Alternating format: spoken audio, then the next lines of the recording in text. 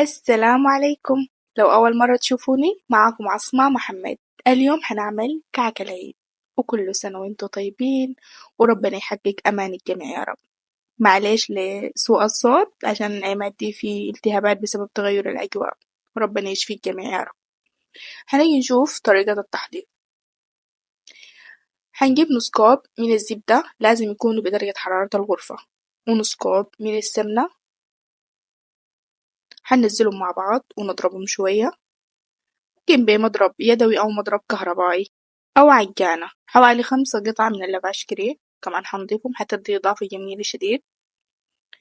بعد كده حنزل بحوالي 3 أكواب من الدقيق، بس أنا نزلتها حوالي كوبايتين ونص، وملعقة كبيرة من الباكنج بودر، ونص ملعقة من دواء الكعك اللي هو الكافور، وملعقة كبيرة من السمسم، ونص ملعقة من الهيل، ورشة ملح.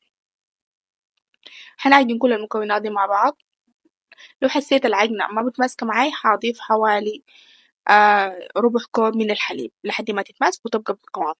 حافردها عشان حقطعها، قطعوها بأي نوع قطاعة عندكم والسمك والحجم اللي انتوا عايزينه. انا قطعتها بالشكل ده. بعد كده هضيفها، هاخدها في صينية، هسخن الفرن مسبقا على درجة حرارة 180 حوالي نص ساعة، وافتح الشواية 10 دقايق لربع ساعة، وهيطلع معاكم أرهب كعك.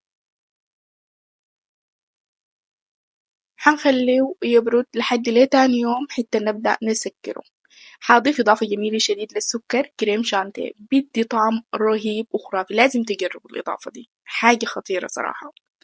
بعد كده ليه تاني يوم لحد الزيوت اللي في الكعك تتشرب، ممكن بعد كده تسكروه وقدموه بالطريقة اللي انتوا بتحبوها. وصدقوني إضافة الكريم شانتي ده بيودي الكعك في مكان تاني، يعني طعم بيبقى خطير.